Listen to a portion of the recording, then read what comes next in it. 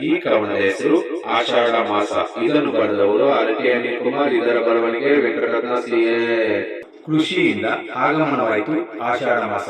ರೈತನ ಮುಖದಲ್ಲಿ ಸಂತಸದ ಉಲ್ಲಾಸ, ಆಕಾಶದಲ್ಲಿ ಮೋಡದ ಮೆರವಣಿಗೆಯ ನಿವಾಸ, ನದಿಗಳು ತುಂಬಿ ಹರಿಯುವ ವಿಶ್ವಾಸ, ತಂಪಾದ ವಾತಾವರಣದಿಂದ ಆಕರ್ಷಣೆಯ ವಿನ್ಯಾಸ, ಭೂಮಿಯು ಹಸಿರಿನಿಂದ ಕಂಗೊಳಿಸುವುದು ಪ್ರಾಯಸ, ಮಳೆಯಿಂದ ಭೂಮಿಗೆ ಜೀವ ಬಂದು ಹೊಸ ಚೈತನ್ಯ ಮೂಡಿತು ಮನಸ, ಬೆಳೆಗಾರನಿಗೆ ಈ ಕ್ಷಣ ಪೂಜೆ ಮಾಡಿ ಬೀಜ ಬಿತ್ತುವ ಅಭ್ಯಾಸ, ಅನ್ನದಾತರು ಉತ್ತಮ ಫಸಲಿಗಾಗಿ ಕಾಣುತ್ತಾರೆ ಕನಸ, ವ್ಯವಸಾಯದಿಂದ ಉಳುಮೆಗಾರ ಆಗಬಹುದು ಆಯಸ, ಭೂಮಿ ಪುತ್ರನಿಗೆ ಖುಷಿಯಿಂದ ಸಿಗಲಿ ಪಾಯಸ, ಪ್ರಕೃತಿ ಕೃಷಿ ಮತ್ತು ಆಧ್ಯಾತ್ಮಿಕ ಸಂಗಮವಾದ ಪವಿತ್ರ ಮಾಸ.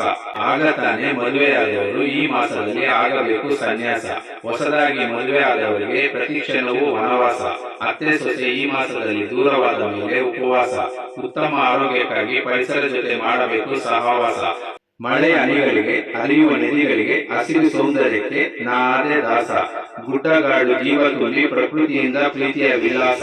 ಆಷಾಢ ಏಕಾದಶಿಯಂದು ವಿಷ್ಣುವು ಯೋಗ ನಿದ್ರೆಗೆ ಹೋದ ಪ್ರವಾಸ. ದೇವಶಯನಿ ಏಕಾದಶಿಯಿಂದ ಆರಂಭವಾಗುವುದು ಚತುರ್ಮಾಸ. ತುತ್ತೂರು ಹನಿಗಳ ಮಧುರ ನಾದದಲ್ಲಿ ಸರಸ ವಿರಸ. ಕವಿತೆಯನ್ನು ವಿವರಿಸಲು ಸೌಂದರ್ಯ ಶಬ್ದ, ಮಧುರತೆಯ ಲಯ ಸಿಗಲಿಲ್ಲ ಪ್ರಾಸ. ಕೃಷಿಕನಿಗೆ ಕಣ್ಣಿಗೆ ಕಾಣಿಸುವುದು ಕೈ ಕೆಸರಾಗುವ ಕೃಷಿ ಒಂದೇ ಕೆಲಸ. ಕಷ್ಟ ಸುಖ ಲಾಭ ನಷ್ಟ ಅರಿವಿಲ್ಲದ ಬೇಸಾಯಗಾರನಿಗೆ ಕಾಯಕವೇ ಕೈಲಾಸ.